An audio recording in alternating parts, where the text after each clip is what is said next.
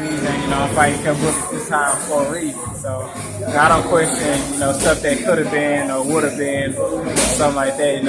It's fight time now, so we're going to get in training camp. We're going to prepare for Kell Brook. And my final question, you get the belt, you do your thing. How quick does it take for Errol Spence to be undisputed welterweight champion? And what's your timetable in your head? It's gonna happen. After I fight Kell Brook, I like to come back, take 3 weeks off and spend time with my family. And I like to get back in the gym and fight again. I want to fight 3 times this year. So hopefully, when I beat Kell Brook, I'll fight again, and hopefully I'll fight at the end of the year. The winner out of Keith Thurman and Danny Garcia will fight. And then after that, we can get Pacquiao in there if he still has the belt. That's what kills me, when guys, we gotta look at the facts of the situation.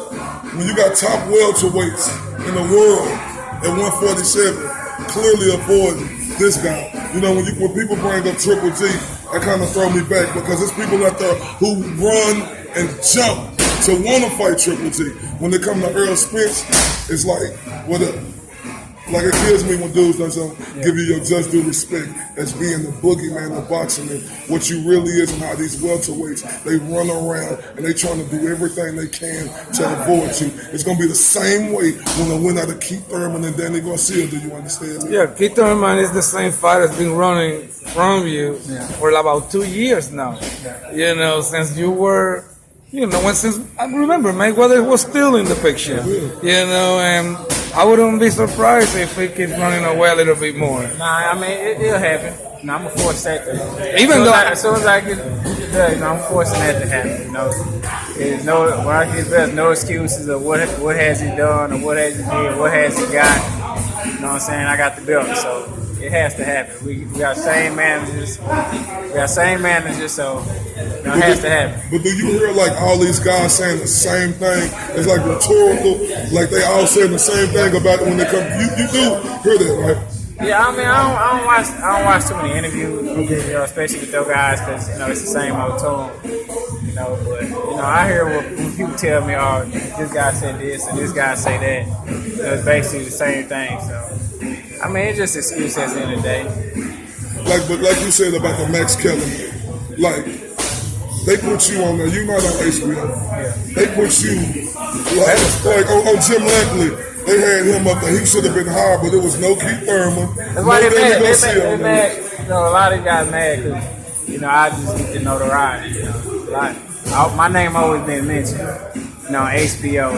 They mention all the time. So my name get mentioned everywhere in interviews and stuff like that. You ask somebody, old school fighter, who's in this, future boxing, a great star. They say my name. So there's just a lot of jealousy and a lot of envy, that a lot of people get. They've been fighting their whole life, and, their whole career. They got a world title, and they're not saying their name. So it's like, what is he doing? I ain't doing. But 2 years ago, he was calling these guys out. Yeah. They had their chance. Yeah. That was a younger Errol Spence. Now this is 2 years later. Yeah. Man, we really appreciate you, Errol. I don't want to hold you up because I swear to God, I could talk to you all day. Do you understand me? Yeah. Y'all know how I do. Yeah. One last question. There you go. I'm on this Hey, man, I just want one more comment.